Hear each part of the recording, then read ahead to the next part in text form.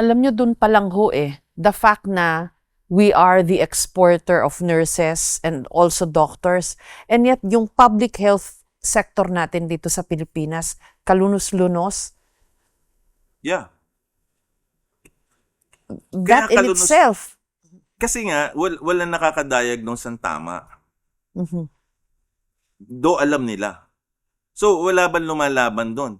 Kung ang healthcare napaka-importante, dapat tinataasan natin ang bayad, let's say, ng doktor.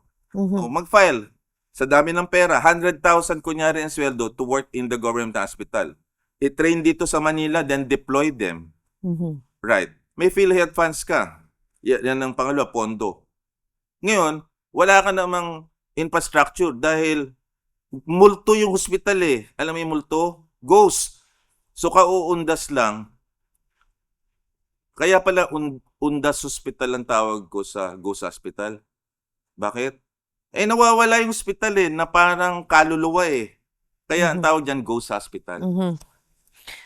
Sa Bulacan, meron ho kami nakunan, hindi nga lang natapos. Hindi Santa natapos. Maria, oo. Puro bakal pa lang ho yung nakatayo. Ayun na nga. Ang ghost pala, kaya bumabalik yan, unfinished business. Mhm.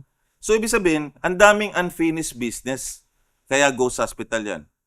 Nakatayo, substandard.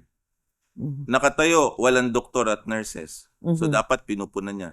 Nakatayo, wala naman palang x-ray, walang laboratory. Mhm. Sino nagmamanage yan? Billion, 500 billion yan na imbestigahan ni Congressman Chel Jokno during the budget hearing. 600 billion pala. Ang function na lang 200. Oho. Nung tiningnan, substandard. Ang iba, nakatayo, wala naman doctor nurses. Paano ka magkakaroon ng ganyang problema? May nagmo-monitor ba? May nag-o-audit ba? Wala. So, anong nangyari? Pumunta doon ng isang cabinet secretary ng kalusugan. Tingnan natin to Sumbong na natin baga maunahan pa tayo. Bakit hindi na monitor yan?